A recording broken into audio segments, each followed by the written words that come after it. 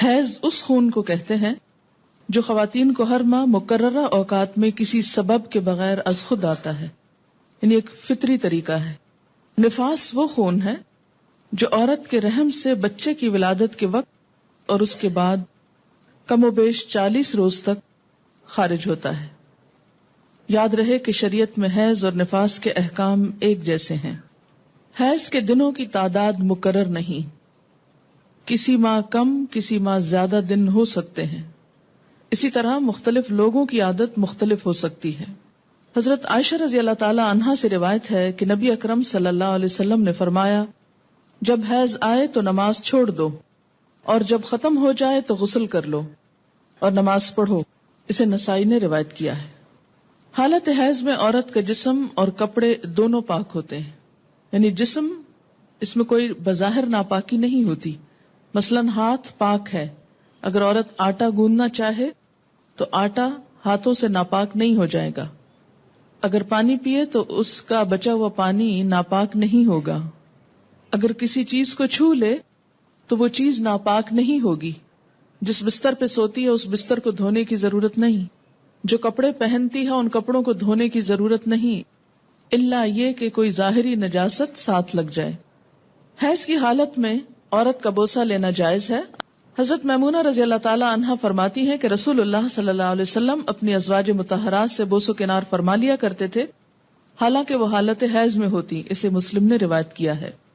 حائضہ سے صحبت کرنا منع ہے، یعنی انٹر کورس منع ہے۔ غسل سے پہلے حائضہ سے صحبت کرنا منع ہے، خواہ ایام حیض کی مدت کم ہو یا زیادہ۔ دوران حیض صحبت کرنے کا کفارہ 1 دینار 4 گرام سونا ہے، جبکہ حیض ختم ہونے لیکن غسل سے قبل صحبت کرنے کا کفارہ نصف دینار 2 گرام سونا صدقہ کرنا ہے۔ حضرت ابو ہریرہ رضی اللہ تعالی عنہ کہتے ہیں کہ رسول اللہ صلی اللہ علیہ وسلم نے فرمایا، جو شخص حائضہ سے صحبت کرے یا عورت سے دبر کے راستے سے صحبت کرے، عمل قوم لوط کی طرح، یا نجومی کے پاس قسمت کا حال معلوم کرنے آئے، تو اس نے گویا محمد صلی اللہ علیہ وسلم پر نازل شدہ تعلیمات کا انکار کیا۔ اسے ترمذی نے روایت کیا ہے۔ حضرت عبداللہ بن عباس رضی اللہ تعالی عنہ سے روایت ہے کہ رسول اللہ صلی اللہ علیہ وسلم نے غسل حیض سے قبل اپنی بیوی سے صحبت کرنے والے آدمی کے بارے میں فرمایا کہ وہ 1 دینار 4 گرام سونا یا نصف دینار 2 گرام صدقہ کرے۔ اسے ابو داؤد نے روایت کیا ہے۔ اس سے دراصل عورت کے حقوق کو پروٹیکٹ کیا گیا ہے، کیونکہ عورت اس حالت میں بیماری کے زیادہ قریب ہوتی ہے صحت کی نسبت، اور کئی قسم کی میڈیکل کمپلیکیشنز کا بھی احتمال ہو سکتا ہے دونوں کے لیے، اس لیے منع کیا گیا۔ اور صدقہ اس لیے رکھا جاتا ہے تاکہ انسان اس ڈر سے کہ پیسے جائیں گے، کیونکہ پیسے کا جانا زیادہ تکلیف دہ ہوتا ہے بعض اوقات، یا پینلٹی یا جرمانہ یا فائن کہہ لیں، تو اس لیے یہ ایک طرح سے روکنے کا سبب بنایا گیا۔ حائضہ طواف کے علاوہ باقی سارے مناسک حج ادا کر سکتی ہے۔ باقی مناسک حج کیا ہیں؟ مثلاً احرام پہننا، اسی طرح عرفات جانا، مینا جانا، کنکریاں مارنا، یہ تمام چیزیں درست ہیں، لیکن طواف نہیں ہو سکتا۔ شروع میں صحیح ہو سکتی تھی، لیکن چونکہ اب وہ مسجد کا حصہ ہو گئی ہے اس لیے صحیح کرنا بھی درست نہیں۔ حائضہ نماز پڑھ سکتی ہے نہ روزہ رکھ سکتی، یعنی نہ نماز پڑھ سکتی ہے نہ روزہ رکھ سکتی۔ تو اب کتنی چیزیں منع ہو گئی؟ طواف، نماز، روزہ۔ حیض شروع ہوتے ہی روزہ ختم ہو جاتا ہے، خواہ سورج غروب ہونے سے 1 لمحہ ہی پہلے کیوں نہ آئے۔ حیض کی وجہ سے روزہ ختم ہونے کے بعد کھانا پینا جائز ہے، البتہ روزہ کی قضا ضروری ہے۔ حائضہ کے لیے روزہ کی قضا ہے، نماز کی نہیں۔ ہمارے یہاں عام طور پر یہ خیال پایا جاتا ہے نا کہ اگر پیریڈز آ بھی جائیں تو روزہ نہیں توڑنا چاہیے اور کچھ کھانا پینا نہیں چاہیے، اس دن کا ہو جاتا ہے۔ یہ خیال غلط ہے۔ دوسرا یہ کہ یہ کہا جاتا ہے کہ چلیں اگر نہیں کھائے پیئیں گے تو روزے کا ثواب مل جائے گا، ایسی بھی کوئی بات کہیں نہیں لکھی ہوئی۔ جب روزہ ہوا ہی نہیں تو ثواب کائے کا ملا؟ ناپاک حالت میں روزہ رکھنے کا یہ ثواب ہے یا الٹا گناہ ہے؟ یعنی ناپاکی میں کس نے روزہ رکھنے کو کہا؟ اور جب روزہ ہی نہیں تو کھانا پینا کیوں حرام کر لیا اپنے اوپر؟ یہ دین میں خود ساختہ پابندیاں ہیں۔ بہت سے لوگ بسا اوقات عورتوں کو پرووک کرتے ہیں یہ کہہ کر، دیکھو اسلام نے تمہارے ساتھ کیسی زیادتی کی، اور اسلام میں تو عورت کو کوئی حیثیت ہی نہیں دی گئی، اس کے دین میں بھی نقص بتایا گیا۔ تو نقص اور نقصان کمی کے لیے ہے، کسی عیب اور خرابی کے لیے نہیں۔ اب آپ دیکھیے کہ نماز میں تو کمی ہوتی ہے، لیکن اس وقت میں جو ایک تکلیف کی یا اذیت کی کیفیت ہوتی ہے اس کا صلہ بھی ملتا ہے، کیونکہ اللہ تعالیٰ نے لکھ دیا ہے نا یہ.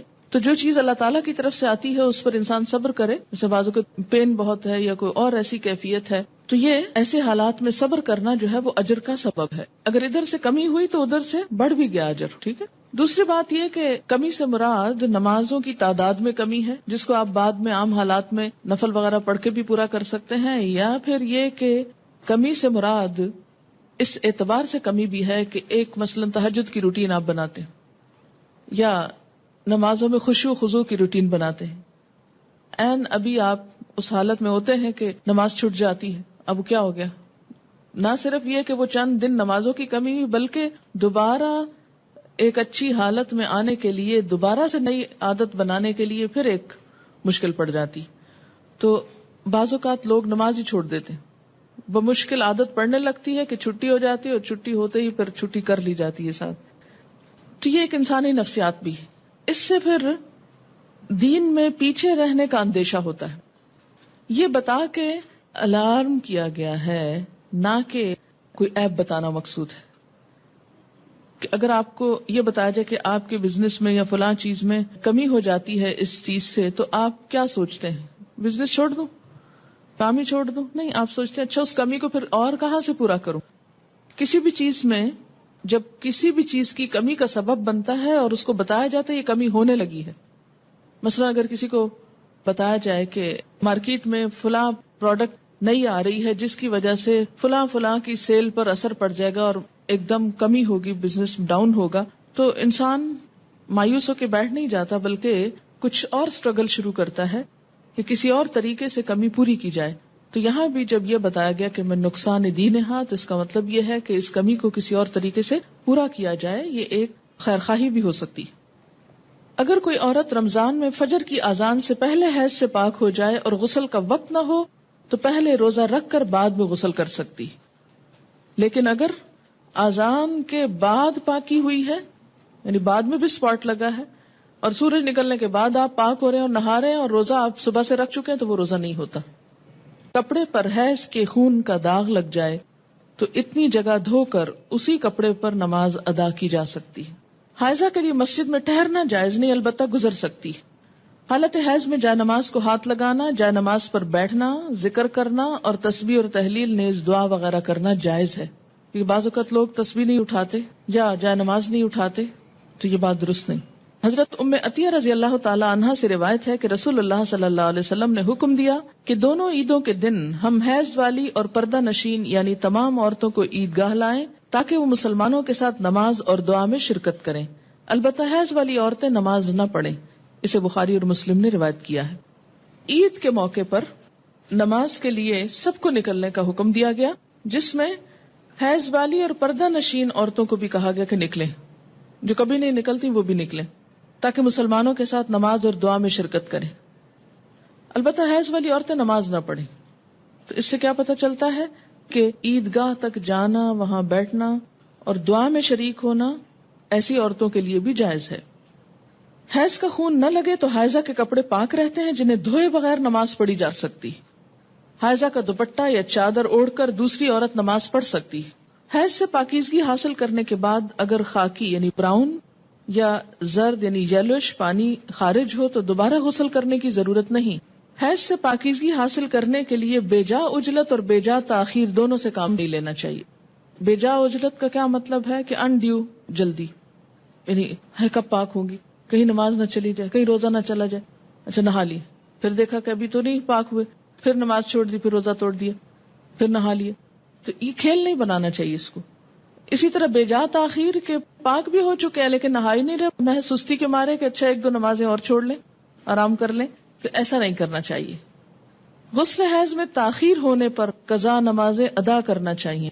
یعنی اگر کسی وجہ سے پانی ختم ہے، پانی نہیں ہے، یا کئی سفر کی حالت میں ہے کہ ٹائم پہ نہیں پہنچے آپ کہ نہا سکیں، یا کوئی وجہ بن گئی، یعنی جان بوجھ کے نہیں ہو گیا ایسے، تو پھر کیا ہے، جب نہا چکے تو پچھلی نماز لوٹائیں. مستحاضہ حسب عادت ایام حیض کے بعد غسل کر کے نماز پڑھیں.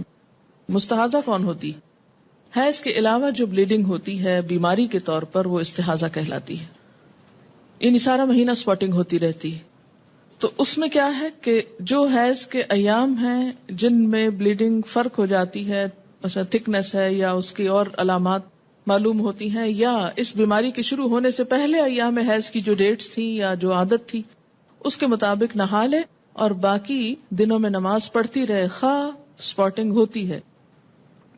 حضرت عبداللہ بن عباس فرماتے ہیں کہ مستحاضہ غسل کر کے نماز پڑھے خواہ ان کی ایک گھڑی باقی ہو، مثلا سورج غروب ہونے میں 5 منٹ ہے اور اب وہ نہا کر نکلی تو پڑھے اثر۔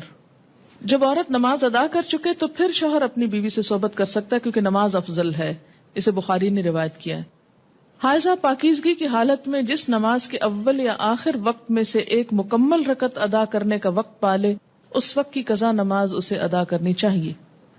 مثلا ظہر کی اذان ہو چکی، آدھا گھنٹہ گزر گیا، آپ نماز پڑھنے جا رہے تھے، پتہ چلا پیریڈز ہو گئے، اب نماز تو نہیں پڑھ سکتے، لیکن چونکہ وقت نماز کا داخل ہو چکا تھا اس لیے یہ نماز آپ کی ذمہ ہو گئی۔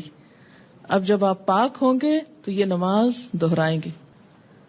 اور اسی طرح اگر عصر کا وقت مثلا ختم ہونے سے آدھا گھنٹہ پہلے پاکی حاصل کی، اب نہانے میں 20 منٹ لگ گئے، 10 منٹ باقی ہیں، اور جتنی دیر میں مصلی بچھایا مغرب کی نماز ہو گئی۔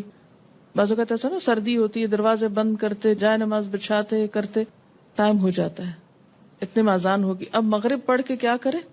عصر قضا پڑھے۔ حائضہ کو مسلسل قرآن پاک کی تلاوت کرنا منع ہے، البتہ ایک آیت توڑ کر پڑھ سکتی ہے، یعنی بیچ میں سانس لے سکتی ہے، اور یہ حدیث نہیں ہے، بہرحال ابراہیم نخعی کا قول ہے۔ حضرت ابراہیم نخعی کہتے ہیں کہ حائضہ قرآن مجید کی ایک آیت پڑھ لے تو کوئی حرج نہیں، اسے بخاری نے روایت کیا ہے۔